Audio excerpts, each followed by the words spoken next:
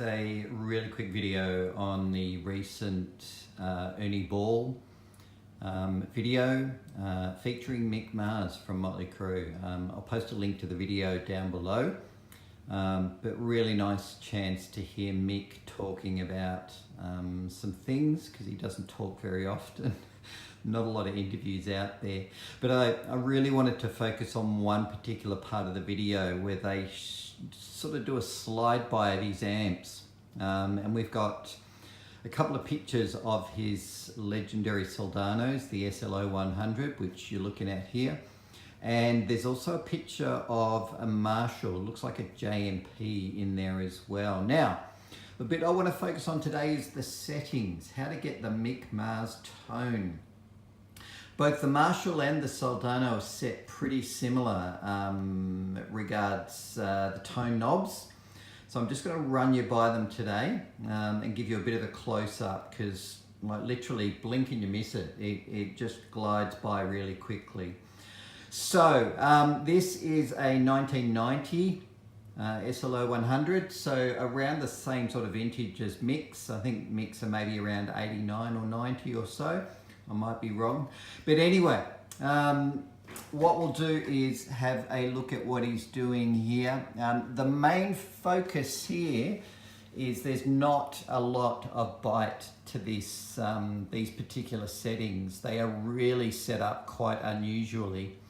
And what I mean by that is bright switch is off.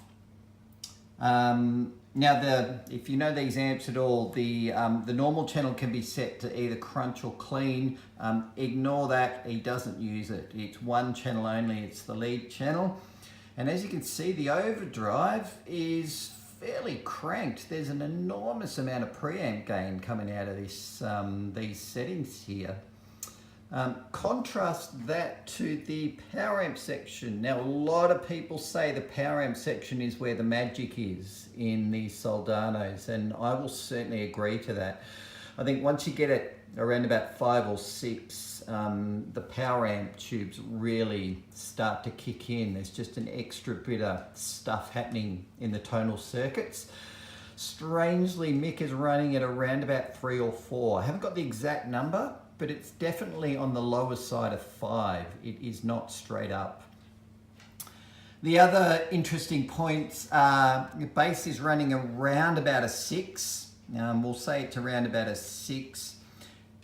Have a look at the mids. I find this really strange, certainly for a rock and roll band like Motley. Rock and roll is all about mids. And so to pull the mids right down like this is a little bit unusual. It's almost sort of metal thrashy sort of sound where you would scoop the mids. So yeah, just really interesting.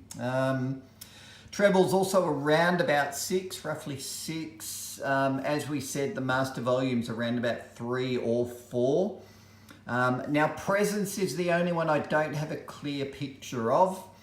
But I am looking at the Marshall settings that he's got, and the presence is definitely on the low side. It's definitely below 5, around about a 3 or a 4. So I guess to summarize, what we're talking about here is pretty much almost no mids at all.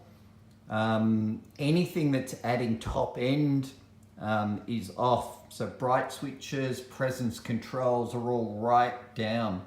Power amp distortion is down, everything's coming from the preamps. So if you've got a slow, check it out. If you've got an Axe-Fx, you can run up the slow model and have a go at that. Marshall settings are also the same, even though they're different power amp tubes. But anyway, that's what it is. Let's plug it in and let's have a listen.